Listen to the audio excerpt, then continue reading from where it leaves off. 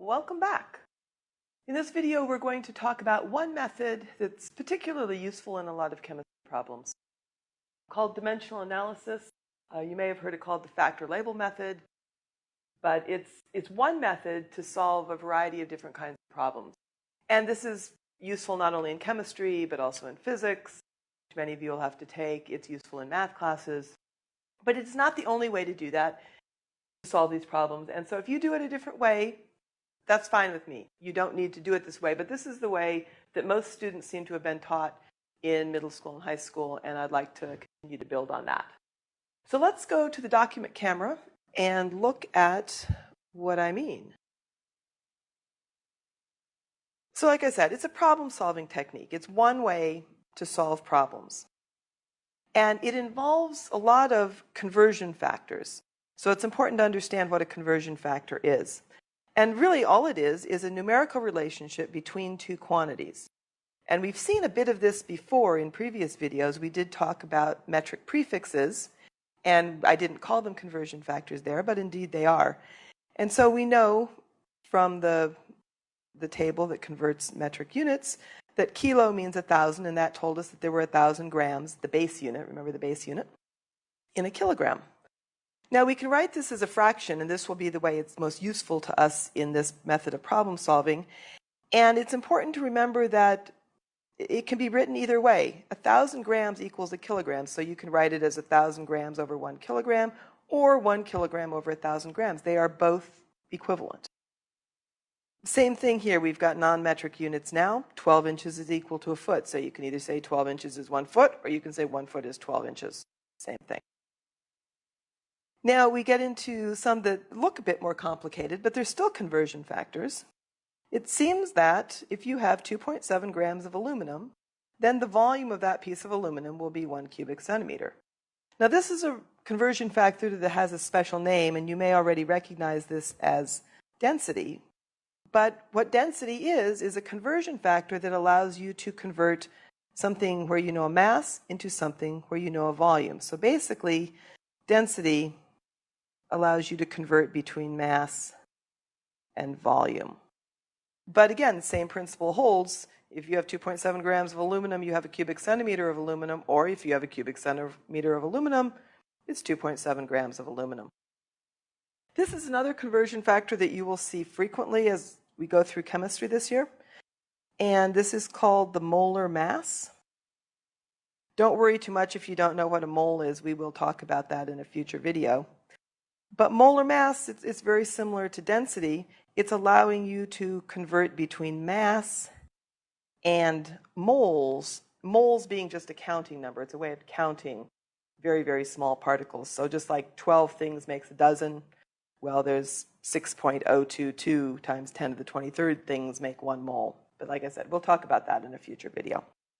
And again, you can write it as either grams over moles or moles over grams. So what can we do with these?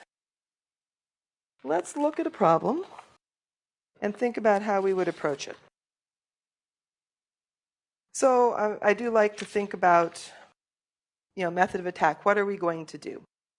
So the general idea is that you're going to figure out what conversion factors you need, and you're going to arrange the conversion factors to find the required result from the information given. What does that really mean? Well, let's look at it in the context of a problem. I want you to find out how many centimeters there are in a quarter mile. And as I always want you to do, I would like to first predict the size of the answer. That way you'll have an idea if something went horribly wrong. And so centimeters are small. There's several of them in an inch, and a quarter mile is like the length of a large city block. So you would expect that there are going to be quite a few centimeters in a quarter of a mile. So your answer you'd predict would be much larger than the number you're starting with, which was, a quarter of a mile. Okay. So we'll come back and see if that works out for us. So dimensional analysis says start with what you know. And what you are given here was that you have a quarter of a mile. And your ultimate goal is to get to centimeters. So we're going to need some conversion factors. And if you were doing this as a homework problem, you would be looking in the back of the book. They have a bunch of conversion factors there. You might be looking on the web, but you would have to find them. If this was an exam, you would be going to look at the cover page, which I labeled potentially useful information, because I give you quite a bit of information, some of which is actually potentially useful. And on that page, you would find things like 2.54 centimeters is equal to 1 inch. That could be useful, but we've still got this inches to miles. May not know this offhand, but this would be given to you. There's 5,280 feet in 1 mile. And we know inches to feet, so we're okay there. So I think we've got what we need to do. So the plan of attack seems to be that we're going to start with the miles, turn it into feet, turn our feet into inches, and then inches into centimeters. And as I've done on some other conversion type problems that we've done, I'm going to supply the units first. Our goal is to cross out the units that we don't want. So we want mile on the bottom, so that will cancel. And we're going to convert miles into feet first off. So miles on the bottom, feet on the top. Supply the number. There's 5,280 feet in 1 mile. Now we're going to convert feet into inches because we know how to do inches to centimeters. So we've got feet and inches. And in fact, we know there are 12 inches in 1 foot. So feet are gone. We're down to inches. And almost there, we can convert inches into centimeters. And there's 2.54 centimeters in 1 inch. And so we have gotten all the units to cancel out except for centimeters, which was our target. And if you work this out, what your calculator is going to tell you is this. And now we need to think about how we're going to put that into the proper number of significant figures.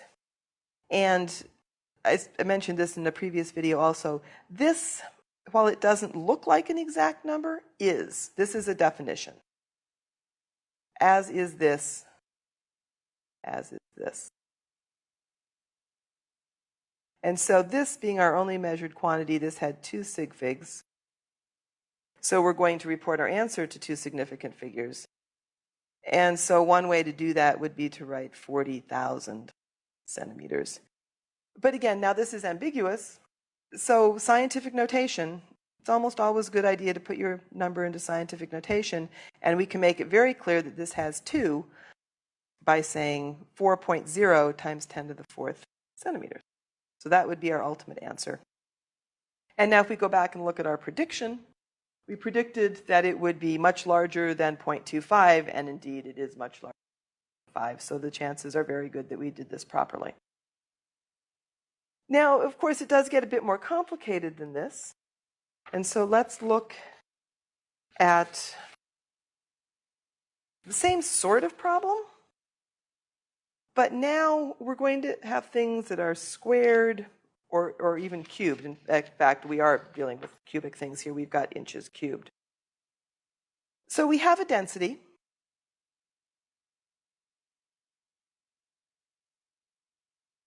And so we want to convert that density from grams per cubic centimeter, which is how you would typically find it if you looked it up these days on the web or in the book, and into something that is much less common, ounces per cubic inch.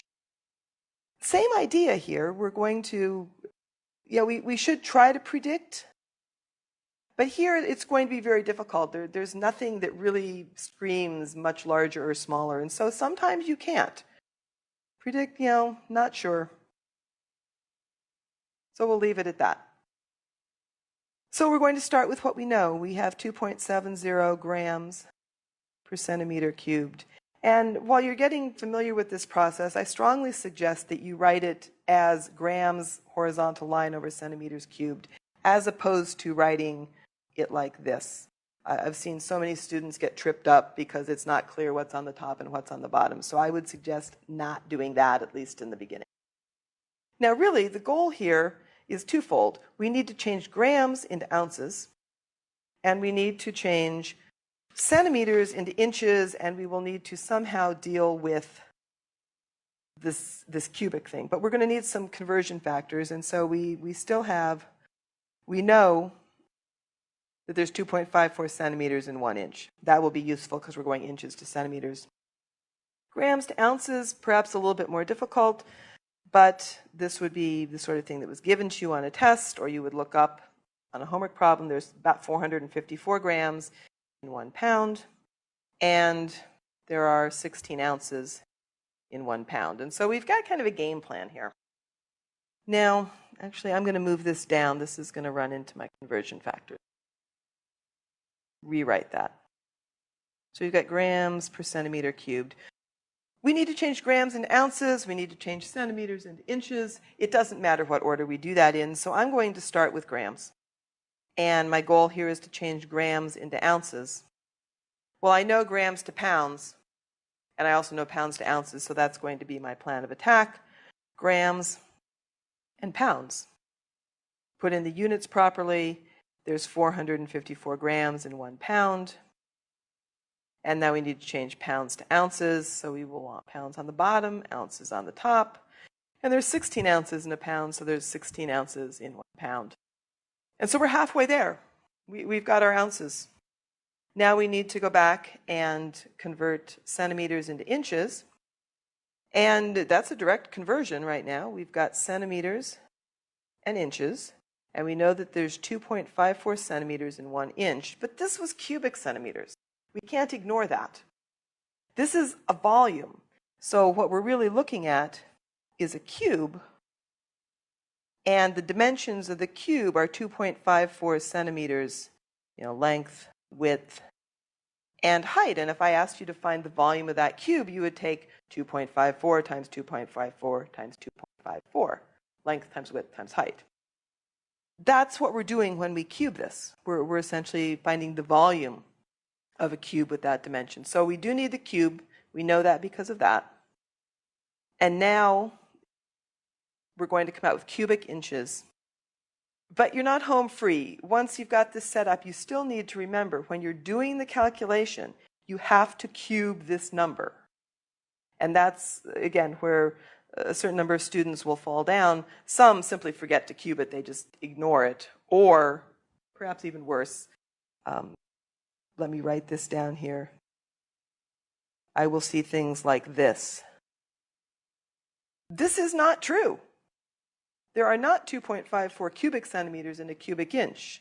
There are 2.54 centimeters in 1 inch. So this is not correct.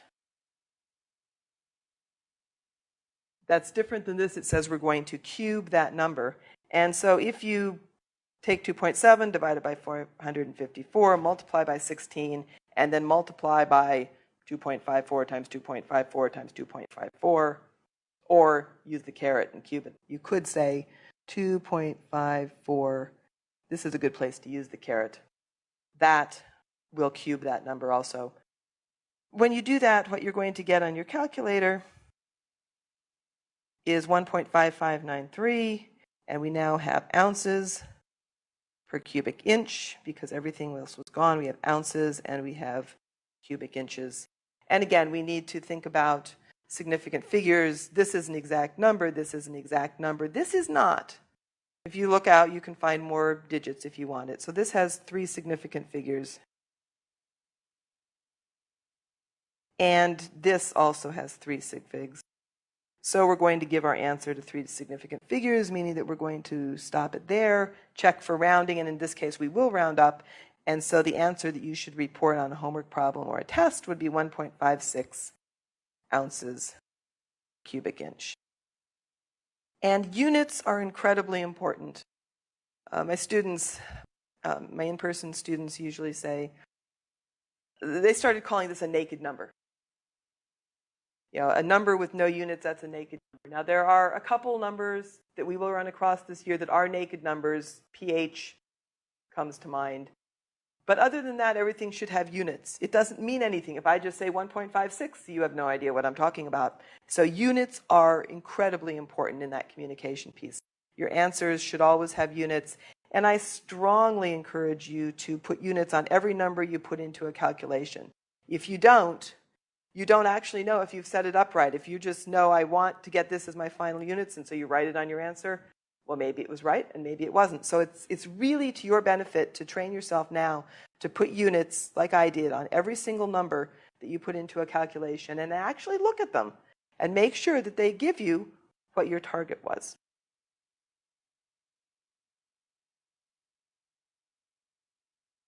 So let's, basically going back to the end, dimensional analysis, it's one method to solve problems, and I want to emphasize that. If you have a different way of doing it that is correct, feel free to use that. Some people like to use ratios. That's really what conversion factors are, they're ratios. That's fine. You know, if you do it in discrete steps, that's also fine. But you need to find the way that works for you, and no matter what method you use, I can't emphasize enough this idea of putting units on every number and absolutely on every answer you give. All right, we're good to go.